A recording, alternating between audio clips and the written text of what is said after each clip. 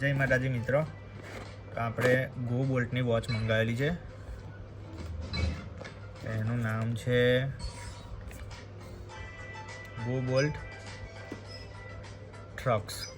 બરાબર, આજે એનું અનબોક્સિંગ કરવાના છે આપણે. તો બોક્સ ઓપન કરીશું તો પહેલાં વોચ આપણે સેટઅપ કરીને મૂકેલી જ છે વોચ. તો વોચના ક્રાઉન પ્રમાણે અલગ અલગ ફેસ આપેલા છે.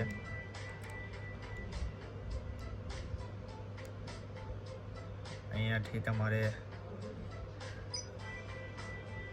રનિંગનું છે, જીપીએસ ટ્રેકિંગ છે.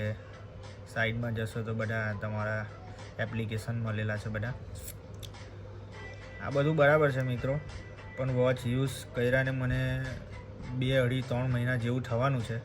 પણ આ બટન, ઉપરનું બટન ને આ ક્રાઉનવાળું બટન રનિંગ કરતું નથી. એટલે આ ઘડિયાળ પૈસા ખર્ચા પણ એટલું બધું કંઈ બરાબર લાગ્યું ના મને.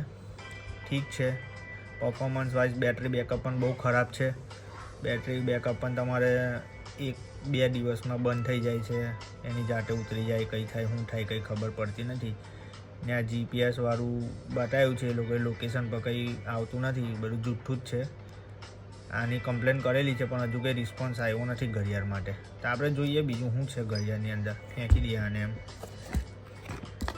તો એક કેબલ આપેલો છે ચાર્જિંગ માટે ને મેન્યુઅલ છે. બસ આટલું છે. ઘડિયાળનો લુક સારો છે, સ્પોર્ટી લુક છે, પણ પરફોર્મન્સમાં 10માંથી 2 માર્ક આપીશું આને.